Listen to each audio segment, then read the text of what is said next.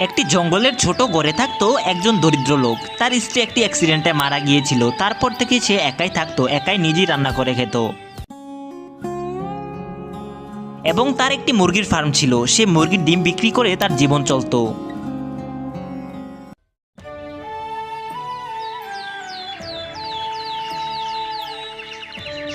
সে সকাল সকাল ঘুম থেকে উঠে মুরগির ফার্মে গিয়ে মুরগিকে খাবার দিত।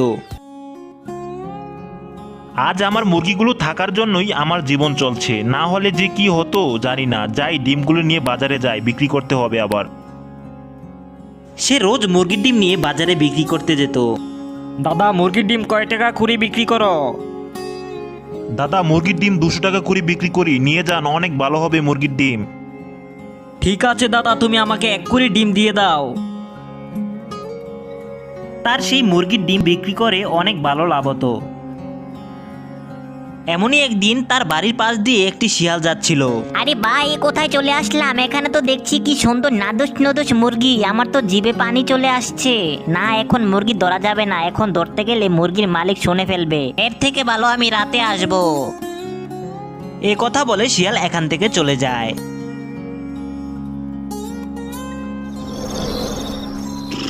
রাত হতেই মুরগির মালিক ঘুমিয়ে পড়ে। কিছুক্ষণ পর শিয়াল চলে আসে আর সে ফার্মে ঢুকে সেখান থেকে মুরগি নিয়ে পালিয়ে যায়।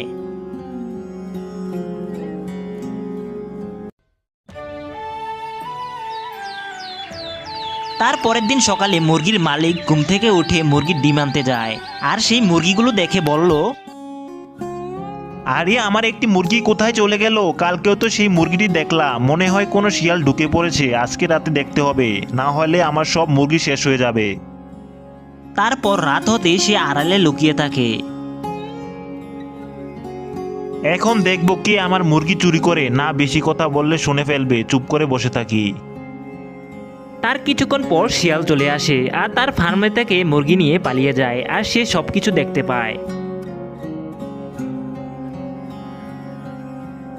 বেটা শিয়ালকে একটি উচিত শিক্ষা দিতে হবে, না হয় আমার মুরগিগুলো সব শেষ হয়ে যাবে। আজকে আসুক বেটা শিয়াল, তাকে দেখাবো মজা। তারপর রাত হতেই সে ফার্মের দরজায় রশি লাগিয়ে রাখে আর রশির একটি আগা তার কাছে রাখে আর সে অপেক্ষা করতে থাকে শিয়ালের। এখনো তো শিয়াল আসছে না, নাকি আজকে আসবে না? দেখি কিছুক্ষণ অপেক্ষা করে সে আসবে কিনা। তার কিছুক্ষণ পর শিয়াল চলে আসে। তারপর সে রশি টান দিয়ে শিয়ালকে মুরগির ফার্মে বন্দি করে ফেলে আর সে নাচতে থাকে। এখন কোথায় যাবি পাজি শিয়াল? তুই আমার সব মুরগিগুলো খেয়েছিস, তোকে বন্দি করে কি হবে? শোন, তোকে আজ ছেড়ে দিচ্ছি। আর যদি আমার বাড়ির আশেপাশে দেখতে পাই তাহলে তোর লেজ কাটিয়ে দিব। এই কথা বলে দয়ালু ফার্মের মালিক সে শিয়ালকে ছেড়ে দেয় আর শিয়াল দৌড়ে পালিয়ে যায়। তারপর থেকে সে চিন্তামুক্তি হয়ে আবারও মুরগি পালন করতে থাকে আর দুষ্ট শিয়াল ভয়ে তার বাড়ির আশেপাশেও আর আসে না।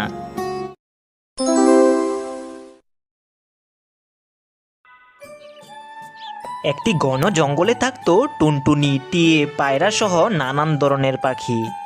আর সেই জঙ্গলই থাকতো টোনা আর টুনি। তাদের একটাই কষ্ট ছিল, তাদের কোনো ছেলে সন্তান ছিল না। আমি না বলছি তুমি বিয়ে করে ফেলো, তোমার ছেলে মেয়ে হলে আমি নিজের ছেলে মেয়ের মতো দেখে রাখবো।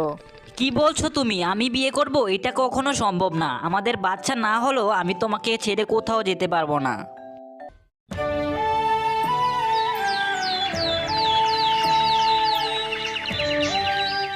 তার পরের দিন সকালে টুনি একটা ডিম পাড়ে। সে সেই ডিম দেখে সে খুব খুশি হয় আর টোনার জন্য অপেক্ষা করতে থাকে। দেখো গো দেখো, আমিও ডিম পেড়েছি, এখন আমাদেরও সন্তান থাকবে। আজকে যে কি আনন্দ হচ্ছে আমার। কি বলছো গো? সত্যি বলছো? আমার যে কি আনন্দ হচ্ছে, এখন থেকে তোমার সব খাবার আমি নিয়ে আসবো। তারপর টোনা খাবার খোঁজার জন্য বাসা থেকে বাইর হয়ে যায় আর সেই নদীর কাছে খাবার পেয়ে যায়। আরে, এখানে তো অনেকগুলো ফল পড়ে রয়েছে, যাই এগুলো নিয়ে যাই। এভাবেই তাদের দিন চলতে লাগলো। এমনই একদিন টোনা টুনির জন্য খাবার আনতে যায়। তখনই হঠাৎ করে অনেক জোরে বৃষ্টি নামে। টোনা বাসায় আসার সময় তার উপর গাছ ভেঙে পড়ে আর সে সেখানেই মরে যায়। এখনো দেখছি টোনা বাসায় আসছে না, বাইরে তো অনেক বৃষ্টি, যাই দেখে আসি। তারপর টুনি টোনার খোঁজে বৃষ্টি দিয়ে বাইর হয়ে যায়। তারপর টুনিও টোনার মতো গাছ ভেঙে পড়ে মারা যায়। আর সেই টুনির বাচ্চা তখনই ডিম থেকে বাইর হয়ে কান্না করতে থাকে। তখনই সেখান দিয়ে টিয়ে পাখি যাওয়ার সময় টুনির বাচ্চার কান্নার শব্দ পায়। আরে টুনির বাচ্চাটা তো মনে হয় নতুন ডিম থেকে বাইর হইছে। তার বাবা মা মনে হয় তাকে ফেলে চলে গেছে। যাক, আমার কোনো সন্তান নেই, এখন থেকে টুনির বাচ্চা আমার। তারপর টিয়ে পাখি টুনির বাচ্চাকে লালন পালন করে বড় করে তোলে। আর সে টুনির বাচ্চা টিয়ে পাখিকে আম্মু করে ডাকে। একটি গাছের ডালে টুনটুনি বাসা বেঁধেছে। সে নতুন ডিম পেড়েছে। সে আজ অনেক খুশি। আজকে যে কি আনন্দ হচ্ছে আমার, আমি আজ নতুন ডিম দিয়েছি। অনেক দিনের স্বপ্ন ছিল যে আমারও একদিন বাচ্চা হবে, আর সেই স্বপ্ন পূরণ হতে যাচ্ছে। আর কিছুদিন বাকি ডিম থেকে বাচ্চা হতে। যাই, খুব খিদে পেয়েছে, কিছু খাবার নিয়ে আসি। তারপরে টুনটুনি খাবারের খোঁজে বাইর হয়। আরে নিচে কিছু দানা পড়ে রয়েছে, যাই সেগুলো খেয়ে নেই। আজকে ভাগ্যটা কত ভালো, খাবার খুঁজতে দূরে যেতে হয়নি। না কথা না বলে ঝটপট খাবারগুলো খেয়ে নেই। তারপরে টুনটুনি খাবার খেয়ে বাসায় চলে আসে। তারপরে টুনটুনি বাসায় এসে ডিমের তাপ দিতে থাকে। এখন থেকে বেশিক্ষণ বাসা থেকে দূরে থাকা যাবে না, ডিমের তাপ দিতে হবে, না দিলে আবার ডিম নষ্ট হয়ে যাবে। তারপর আমার সব স্বপ্ন ভেঙে যাবে। তারপর সেই গাছের নিচ দিয়ে একটি দুষ্ট শিয়াল যাচ্ছিল। তখন শিয়াল টুনটুনিকে দেখতে পায়। আরে টুনটুনি, তুমি এই অবেলায় বাসায় বসে রয়েছো, ডিম পেরেছো নাকি আবার? হ্যাঁ গো শিয়াল ভাইয়া, আমি কালকে একটি ডিম পেরেছি, তাই ডিমকে তাপ দিচ্ছি। সেই কথা শুনে শিয়াল মনে মনে ভাবে, টুনি দেখছি নতুন ডিম পেড়েছে, কিছুদিনের মধ্যে বাচ্চাও হয়ে যাবে। টুনির কচি বাচ্চাকে খেতে যে কি মজা লাগবে। যাই, এখন চলে যায়। টুনির বাচ্চা যখন বড় হবে তখন টুনিকে বোকা বানিয়ে নিয়ে আসবো। আচ্ছা টুনি, তাহলে আমি আসি, তুমি ভালো করে ডিমকে তাপ দাও। দুষ্ট শিয়াল এই কথা বলে এখান থেকে চলে যায়। কয়েক মাস পরে টুনির ডিম থেকে বাচ্চা বাইর হয়। আমার কি সুন্দর দেখতে বাচ্চা হয়েছে, এখন আমার বাচ্চা আমাকে মা করে ডাকবে। আমার যে কি আনন্দ হচ্ছে, অবশেষে আমার স্বপ্ন পূরণ হলো। আর তখনই সেখানে শিয়াল চলে আসে। তোমার দেখছি কি সুন্দর নাদুস নুদুস বাচ্চা হয়েছে। সেই বাচ্চাকে মানুষের মতন মানুষ বানাতে হবে, পড়াশোনা করাতে হবে, না হলে তোমার বাচ্চা কোনো বুদ্ধি হবে না। তাই তুমি যদি চাও বাচ্চাকে পড়াশোনা করাতে, তাহলে কালকে আমার গুহার সামনে নিয়ে এসো, আমি তাকে মানুষের মতো মানুষ বানিয়ে দিব। সত্যি বলছো? তাহলে আমার বাচ্চা পড়াশোনা করে মানুষের মতো মানুষ হবে? আমার তো খুব আনন্দ হচ্ছে। ঠিক আছে শিয়াল ভাই, আমি কালকে তোমার কাছে আমার বাচ্চাকে নিয়ে আসবো। টুনি, তুমি একদম চিন্তা করো না, আর তুমি কালকে তোমার বাচ্চাকে নিয়ে চলে এসো। আমি তাহলে আসি এখন। এই কথা বলে শিয়াল মনের আনন্দে এখান থেকে চলে যায়। আমার তো বিশ্বাসই হচ্ছে না যে আমার বাচ্চা পড়াশোনা করে মানুষের মতো মানুষ হবে। আমার যে কি আনন্দ লাগছে। তাহলে কালকে সকালে নিয়ে যেতে হবে আমার বাচ্চাকে। তার পরের দিন সকালে শিয়ালের গুহার সামনে টুনির বাচ্চাকে নিয়ে আসে। ধরো, তোমার কাছে আমার বাচ্চাকে দিয়ে গেলাম। আমি চাই যেন আমার বাচ্চা পড়াশোনা করে মানুষের মতো বুদ্ধি হয়। টুনি, তুমি এসব নিয়ে একদম চিন্তা করো না। তোমার বাচ্চা আমার কাছে থেকে পড়াশোনা করে এই জঙ্গলের সব থেকে বুদ্ধিমতী পাখি হবে। তুমি যাও, তোমার বাচ্চাকে বিকালে নিয়ে যাও।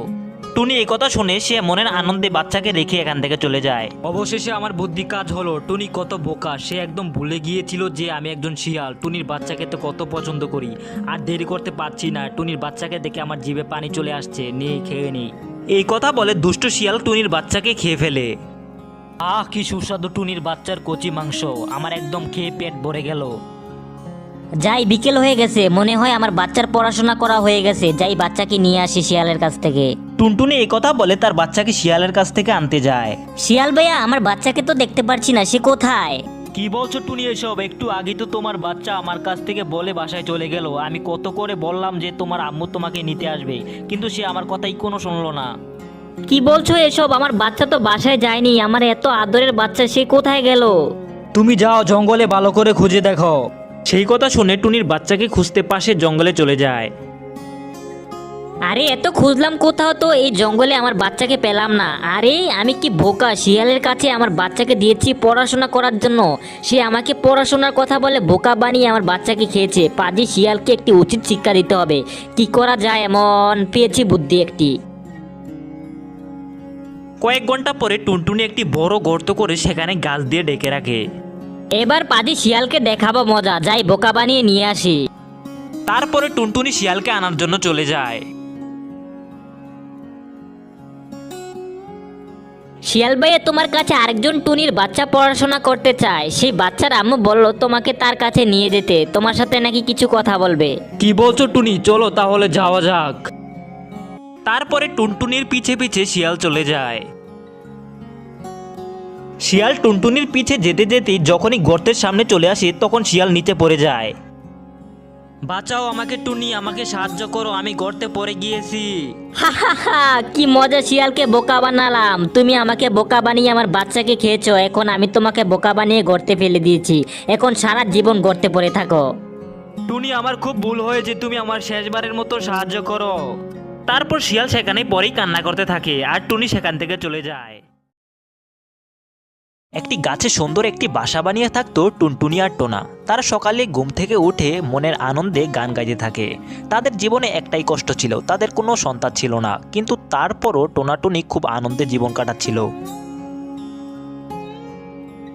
এমনই একদিন টুনি টোনাকে বলে, আমি বলছি কি, তুমি না অন্য কাউকে বিয়ে করে ফেলো, আমি মনে হয় কখনো মা হতে পারবো না। তুমি কাউকে বিয়ে করে ফেললে সেখানে তোমার বাচ্চা হবে, তুমি বাবা ডাক শুনতে পারবে, যেটা তোমার খুব ইচ্ছে ছিল। টুনি, তুমি এসব কি বলছো? আমি তোমাকে ছেড়ে বিয়ে করব? তুমি কি পাগল হয়ে গেলে? আর আমার কোনো সন্তান চাই না, আমরা এমনিতে অনেক সুখে আছি। তুমি সত্যি বলছো আমাকে নিয়ে তুমি সারা জীবন থাকতে পারবে? কিন্তু তারপরও বাচ্চা থাকলে কতই না ভালো হতো, আমরা মা বাবা ডাক শুনতে পারতাম, আমাদের বাচ্চাদের কত না আদর করতে পারতাম। টুনি, তুমি এসব কথা বাদ দাও তো, এসব বললে আমার একদম ভালো লাগে না। চলো এখন আমরা কোথাও ঘুরতে যাই, তোমার মনটাও ভালো হয়ে যাবে, আর আসার পথে কিছু খাবারও জোগাড় করে নিয়ে আসবো। হ্যাঁ ঠিক বলেছো, চলো তাহলে কোথাও থেকে ঘুরে আসি। হ্যাঁ চলো তাহলে যাওয়া যাক। তারপর টোনা আর টুনি ঘুরতে চলে যায়। এভাবেই তাদের জীবন চলছিল। এমনই একদিন টুনির পেট খুবই ব্যথা হয়। আমার পেট খুব ব্যথা করছে, মনে হয় আমি ডিম দেব আর সেই ডিম থেকে আমাদের সন্তান হবে, আমার কি যে আনন্দ হচ্ছে। কি বলছো কি এসব? যদি তাই হয় আমি তাহলে অবশেষে বাবার ডাক শুনতে পারবো, আমার খুশিতে নাচতে ইচ্ছা করছে। টুনি, তুমি তাহলে বিশ্রাম করো, আমি তোমার জন্য এখনই খাবার নিয়ে আসছি। তারপর টোনা টুনির জন্য খাবার আনতে যায়। টোনা বাড়িতে এসে দেখে সত্যি টুনি দুটি ডিম পেড়েছে। সেটা দেখে টোনা খুবই খুশি হয়। আমি এটা কি দেখছি? সত্যি তাহলে তুমি ডিম দিয়েছো? কি যে আনন্দ হচ্ছে আমার। সে ডিম থেকে কবে যে আমাদের বাচ্চারা বাইর হবে। অপেক্ষা করো, দেখবে আমাদের বাচ্চারা ঠিক বাইর হবে। এখন শুধু ভালো করে ডিমের তাপ দিতে হবে, তারপর আমরা আমাদের বাচ্চাদের ডিম থেকে বাইর হতে দেখব। এই প্রথম টুনি ডিম পেড়েছে, সেটা দেখে দুজন বিশ্বাস করতে পারছিল না। সে ডিম দেখে তারা খুশিতে কি করবে বুঝতে পারছিল না। এমনই একদিন টোনা আর টুনি খাবারের খোঁজে যায়। যাবার পথে তারা একটি বড় সাপ দেখতে পায়, কিন্তু সেই সাপটি কোথায় যাচ্ছে সেটা না দেখে তারা খাবারের খোঁজে চলে যায়। আর সেই সাপটি যেতে যেতে টুনির বাসার কাছে এসে ডিমের গ্রান শুনে সেই সাপটি টুনির বাসায় চলে যায়। বাসায় ঢুকে দেখে দুটি ডিম, সেটি দেখে সাপটির জিভে পানি চলে আসে। তারপর সেই সাপটি দুটি ডিম খেয়ে এখান থেকে চলে যায়। কিছুক্ষণ পর টুনি আর টোনা বাসায় এসে দেখে তাদের ডিম কে যেন খেয়ে ফেলেছে। সেটা দেখে তাদের মন খুব খারাপ হয়ে যায়, তাদের স্বপ্ন যেন নিমিষে ভেঙে যায়। আমাদের সব স্বপ্ন শেষ হয়ে গেল, কে যে আমাদের ডিমগুলো খেলো কিছুই তো বুঝতে পারছি না।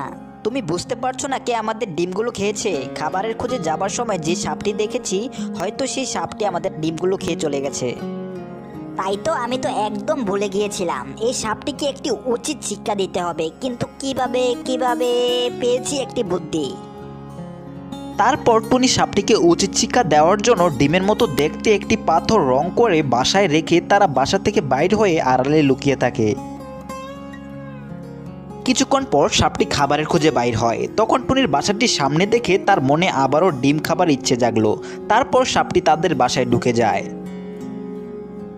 সাপটি বাসায় এসে দেখে একটি ডিম, সেটা দেখে সাপটি খুব খুশি হয়। তখন কোনো কিছু চিন্তা না করে ডিমের মতো দেখতে পাথরটি খেয়ে এখান থেকে চলে যায়। কিছু দূর যাওয়ার পর সাপটির পেটে খুব ব্যথা হয়, কিন্তু খুব চেষ্টার পরেও পেট থেকে পাথরটি বাইর করতে না পেরে এখানেই মরে যায়। সেটা দেখে টুনি আর টোনা খুব খুশি হয়। তার কয়েক মাস পর আবারও টুনি দুটি ডিম দেয়, সেটা দেখে টুনি খুব খুশি হয়। তার এক মাস পর ডিম থেকে ফুটফুটে দুটি টুনির বাচ্চা জন্ম হয়, সেটা দেখে টুনি আর টোনা খুব খুশি হয়।